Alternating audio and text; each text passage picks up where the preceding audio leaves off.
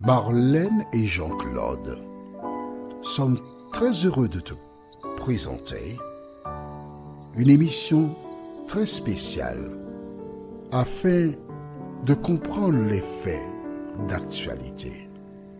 Merci pour ta fidélité. Merci d'être encore là et d'avancer ensemble, toi et moi, dans la compréhension de la parole de Dieu. Aujourd'hui, notre thème, c'est l'ange de Dieu.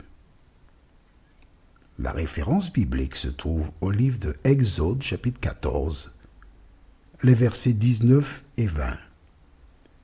L'ange de Dieu. Exode 14, les versets 19 et 20. Avant d'aborder ce thème, recherchons activement le Saint-Esprit, notre Seigneur et notre Dieu. Alors que nous nous apprêtons à ouvrir la parole, que le Saint-Esprit continue de nous éclairer et que nous puissions nous laisser conduire à la vérité.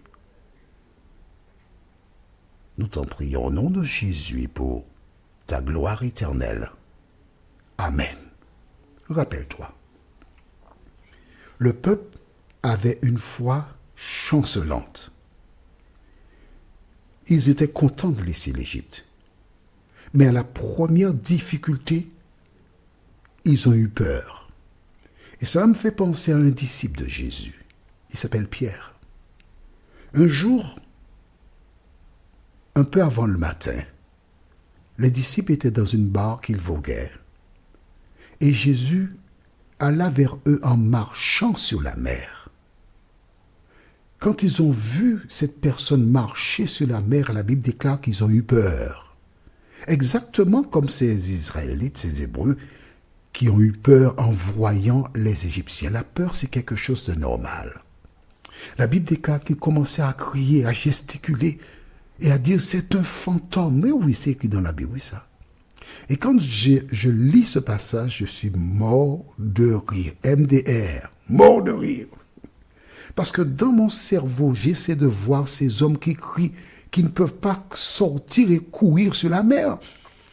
Mais qui crient au secours. Mais à qui crient-ils au secours? Il n'y a personne autour. Et alors, Jésus leur dit, rassurez-vous, c'est moi. Ils ont entendu cela. Hein? Mais l'un d'entre eux, Pierre en l'occurrence, dit, Seigneur, si c'est toi, qu'est-ce que c'est? Le doute, l'arme du diable. Jésus a dit, c'est moi. Et ils ont entendu. Pourtant, Pierre dit, si c'est toi, démontre-le-moi, prouve-le-moi, permets que je puisse marcher sur la mer comme toi. Et Jésus lui donna l'autorisation. Et voici Pierre qui a mis un pied sur l'eau et ça marche, il marchait. Puis il avait une grosse vague. Maman. Il a eu peur. Il a commencé à couler. C'est alors que Jésus lui a donné la main pour le faire sortir de l'eau. Et lui a posé une question. Pourquoi as-tu eu peur? Toi qui m'écoutes là aujourd'hui, je suis tenté de te poser la même question. Pourquoi as-tu peur de prendre Jésus dans ta vie? Pourquoi? Jusqu'à présent, sans lui, tu n'as connu que déception, trahison, méchanceté, mauvais traitement. Ta vie n'a pas de sens. Pourquoi as-tu peur de le prendre comme sauveur personnel? Ces hommes ont eu peur. Nous sommes revenus déjà. Mais si, on a déjà fait un grand roue. On est revenu maintenant à ces gens qui étaient devant la mer Rouge. Ils ne trouvaient pas de porte de sortie. Pourtant, la porte de sortie ne les a jamais abandonnés. Et quand Dieu a donné les directives à Moïse, il lui a dit, étends ta main sur la mer, tu vas la fendre. Et ils passeront à pied sec. Que s'est-il passé? Nous découvrons dans le livre de Exode 14, les versets 19 et 20. Je vais m'arrêter en chemin de temps en temps, d'accord? Bien, allons-y.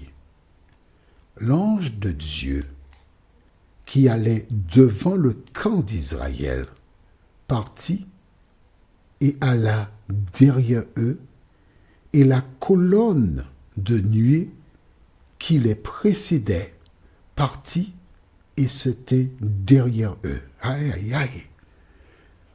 On n'en avait pas encore parlé, mais non, on n'a pas encore vu ça. C'est-à-dire que devant le peuple, il y avait l'ange de l'Éternel. Mais il y avait aussi quoi? La colonne de nuée.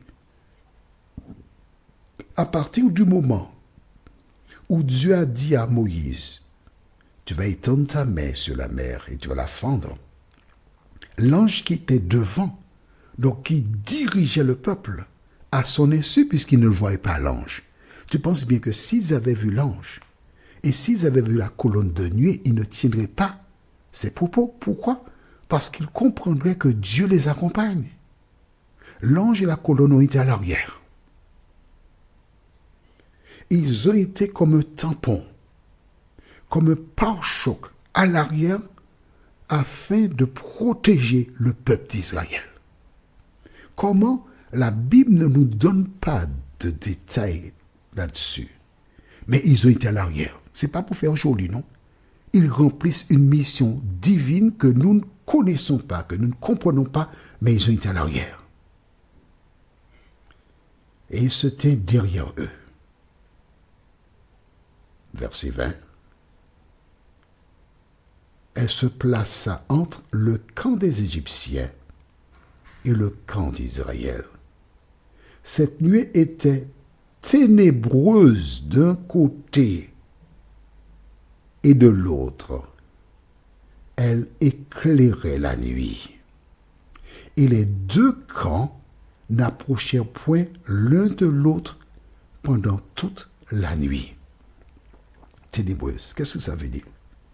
En fait, il y avait à peu près un jour à rattraper pour les soldats de Pharaon.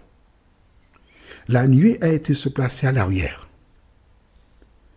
La Bible déclare que la partie qui était à l'arrière, c'était ténébreux. Et la partie qui était devant la nuée, c'était la lumière, plein jour. En fait, Dieu a donné la force, le courage pour que les enfants d'Israël marchent toute la nuit parce qu'ils avaient la lumière. Et ceux qui étaient derrière, qui ne voyaient pas, ils étaient dans les ténèbres, ils tâtonnaient pour avancer. Et ainsi, Israël a maintenu la distance entre lui et Pharaon. Alors que Pharaon les voyait en point de mire, ils étaient à peine, probablement, on va dire, 1 kilomètre. On va les rattraper, ils sont qu'à 1 kilomètre. Mais brusquement, la nuit est tombée, donc ce n'est pas la peine de nous presser. On va les rattraper tôt ou tard. Reposons-nous. Et pendant qu'ils se reposaient, les enfants d'Israël traçaient, ils avançaient. Ils avançaient beaucoup plus vite. Pourquoi? Parce qu'ils avaient vu les Égyptiens qui étaient à l'arrière qui venaient les récupérer. Et ils ne voulaient pas être récupérés. Alors ils ont avancé, ils ont pressé le pas. Le troupeau a pressé le pas. Tout le monde presse le pas. Ainsi que les animaux, parce qu'ils voulaient s'en sortir. Que dégageons-nous? Alors que ce monde est dans les ténèbres, alors que tout s'écroule autour de nous, celle et celui, ces personnes qui lisent la Bible, reconnaissent que ce sont des signes qui annoncent le second retour en gloire de notre Sauveur et Seigneur Jésus-Christ. C'est le moment pour que chacun prenne le temps pour lire la Bible, presse le pas dans la lecture de la Bible, presse le pas pour prendre des décisions pour Dieu, presse le pas pour donner son cœur à Jésus, presse le pas pour dire à ses amis, à ses frères, ses sœurs, courage. Nous devons redoubler d'ardeur dans notre attitude vis-à-vis de Dieu, parce que la fin de toute chose est proche. C'est l'heure de nous réveiller de ce sommeil et d'avancer avec l'Éternel.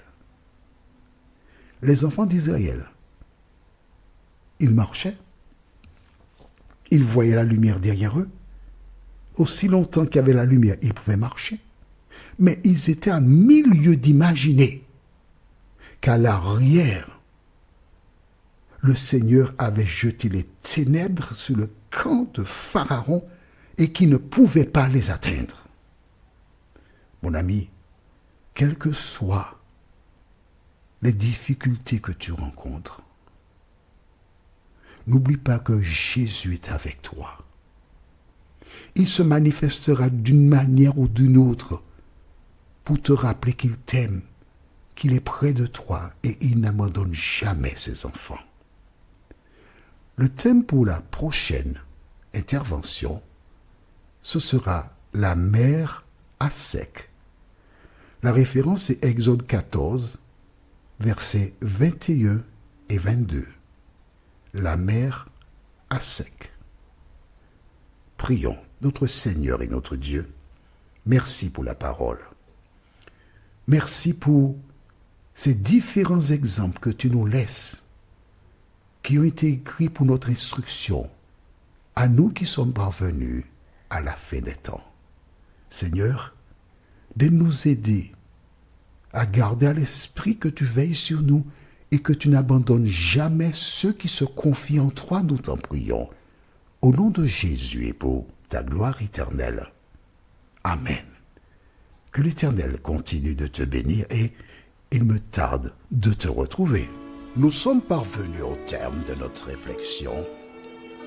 Si d'aventure tu as une question, il te suffit d'envoyer un message par le biais de WhatsApp au numéro suivant, plus 596 696 88 93 93. Et alors Jean-Claude, moi, je me ferai un réel plaisir de répondre à ta question.